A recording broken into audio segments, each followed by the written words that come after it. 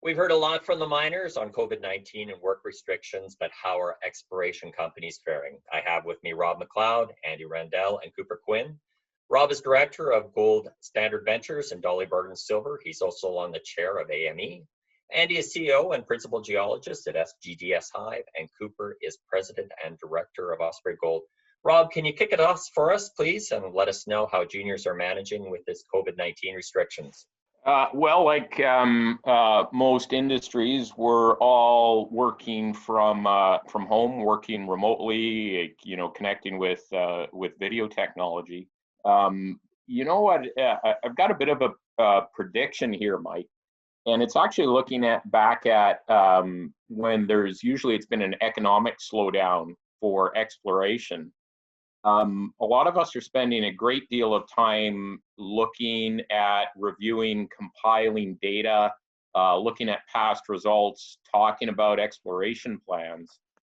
I think when the industry comes out of this hiatus, we're going to see a rash of discoveries because many of us know that you spend so much time and effort and money gathering data, gathering drill assays, putting them together to get in a press release, getting out on the road, raising money, going to marketing, going to different conferences, is you actually don't spend quite as much time as you should reviewing data and coming up with new concepts. So, I know within my groups, a lot of my colleagues, a lot of this desktop review and study and new concept and new ideas could actually yield a lot of discoveries and a lot of value for junior companies.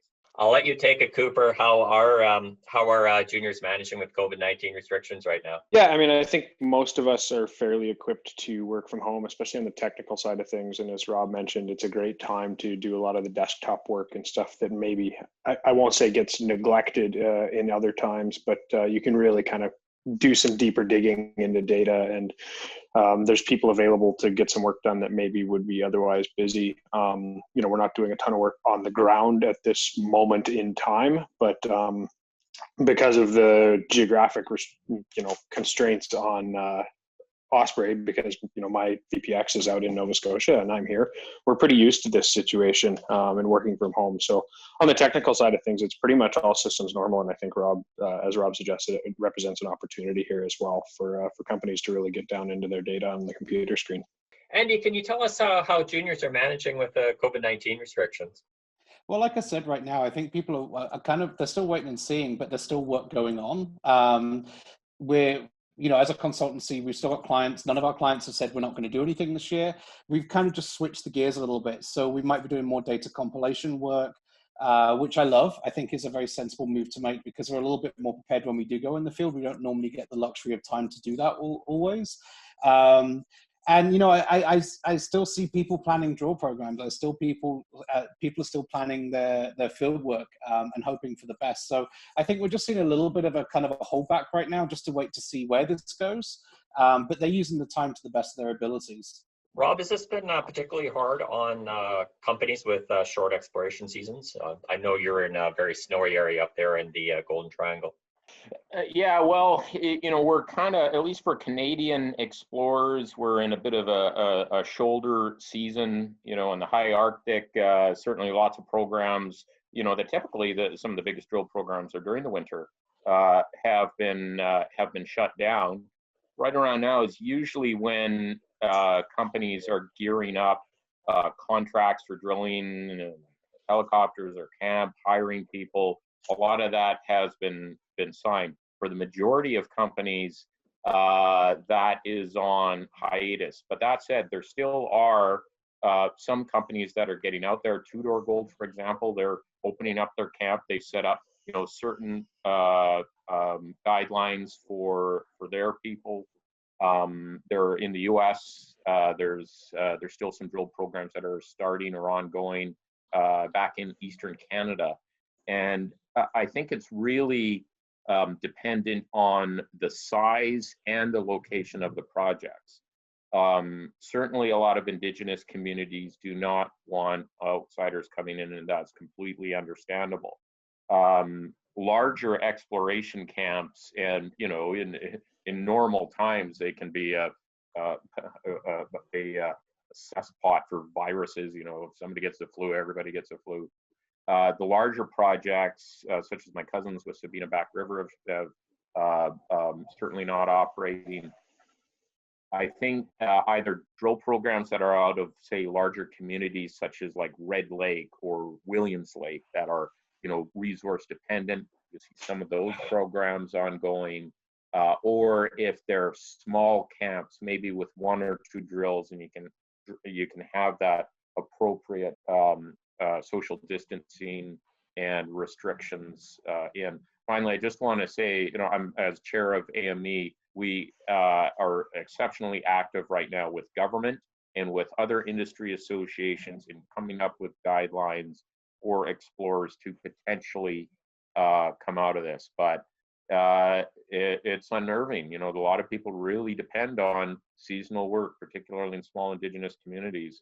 So we're working with solutions that will still be able to keep people either employed or at least some food on the table.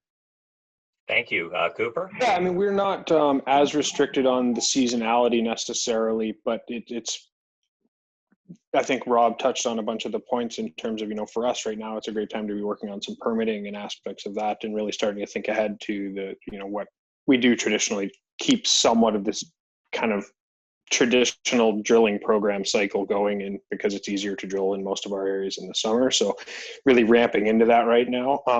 We're fortunate in that we're using typically Nova Scotian drill contractors and Nova Scotia labs and stuff. Nova Scotia does have mandatory 14-day self-quarantine for anyone coming out of province. So not just out of the country, but if you're using a drill contract out of New Brunswick or something like that, that would be potentially a significant impediment to work.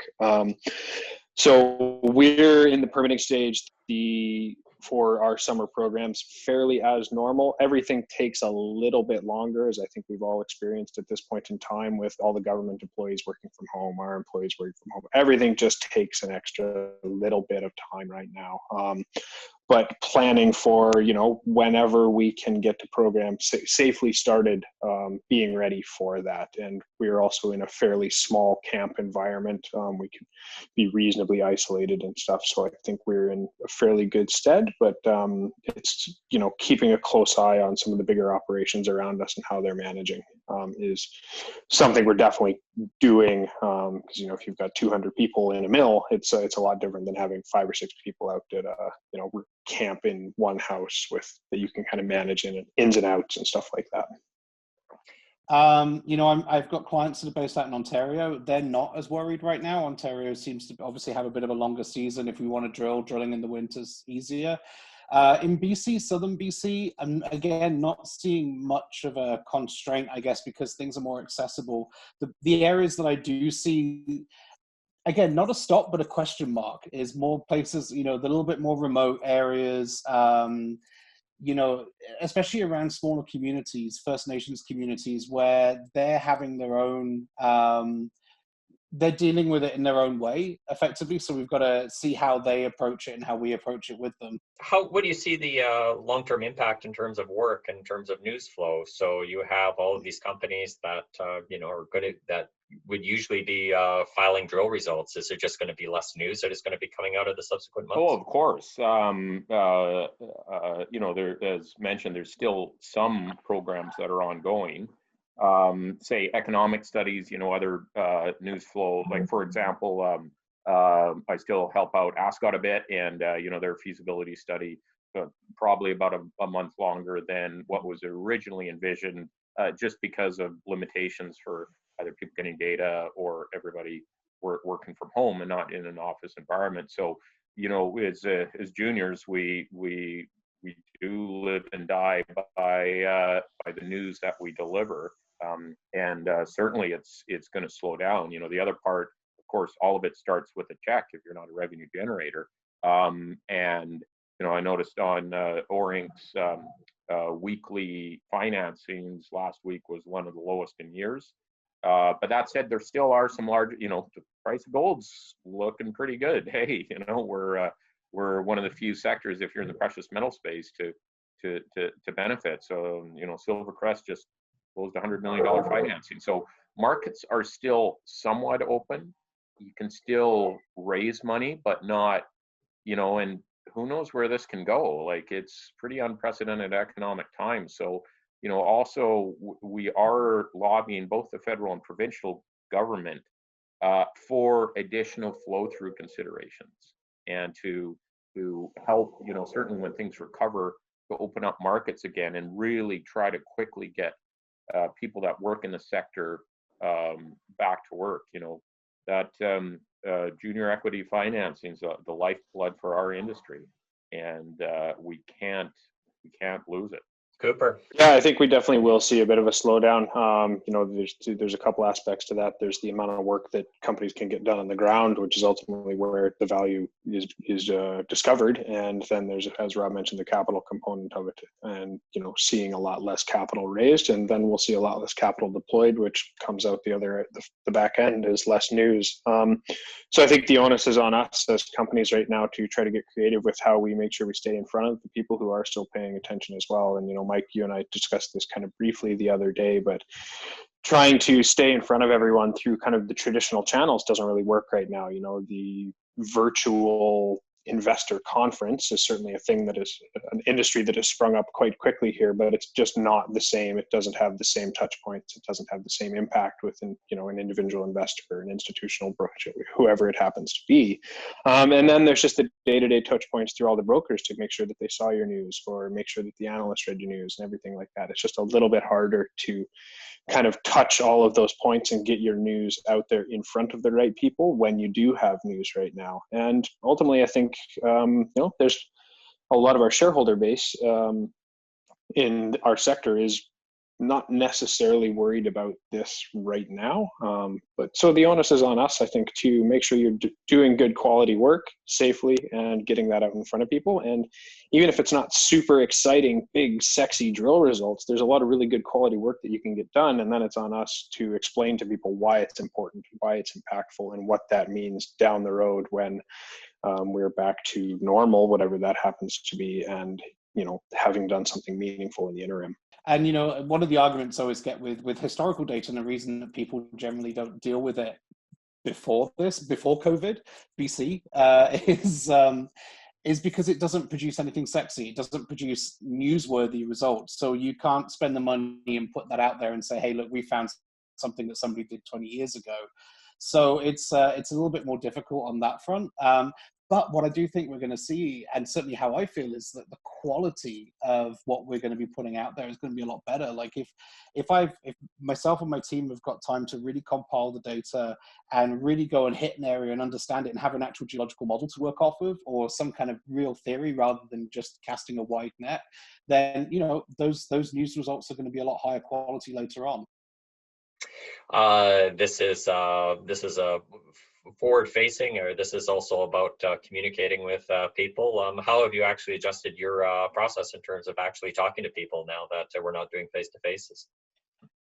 In a strange way, I'm doing it more. I'm finding that the time that we have, because we're having to schedule a little bit more, it's not just the casual kind of, you know, stop by somebody's office or something. Like, it's becoming more structured. So things like Zoom, which obviously we're on right now, is, you know, I've never used it before this. Now I'm on it daily. The areas that I do struggle with, and I think could be a little bit, we're going to see how this evolves, is with permitting processes. So where we're having to do engagement in communities, having to do engagement, especially with First Nations, some of them are receptive to doing this kind of format. Other ones still want to wait for the face-to-face.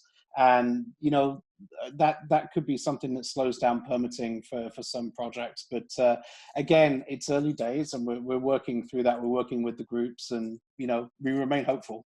Rob, can you talk about yourself in terms of communication? What tools have you been using? How has it changed because you're no longer doing the face-to-face? Well, we're doing it right now. Like, what a change over 6 weeks is. I'd never used Zoom before, like most people. Now, actually making an old school mobile phone call seems like, you know, I'm back in the 90s again or something.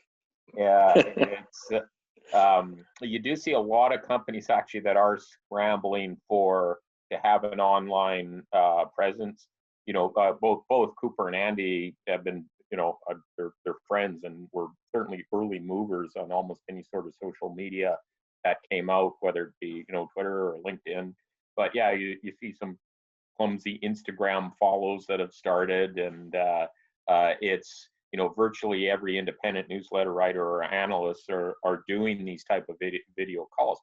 And you know what, they're great. And if people are at home, people are looking at their phones, or looking at their screens, can be bored. So there's an audience. So now, as an industry, it's we're a pretty competitive industry. It'll be the companies that really can take advantage of this, like many others that we all of us have a great deal of respect, say, for Integra Resources, who have always been first movers in different technologies, or the Verify Group. Watch the innovators and the disruptors in this business, just to see how they're going to continue to lead in marketing. I think that's a perfect point to leave it off on. Thank you very much, Rob McLeod. I want to also thank Andy Randell, and I want to thank Cooper Quinn for their time today.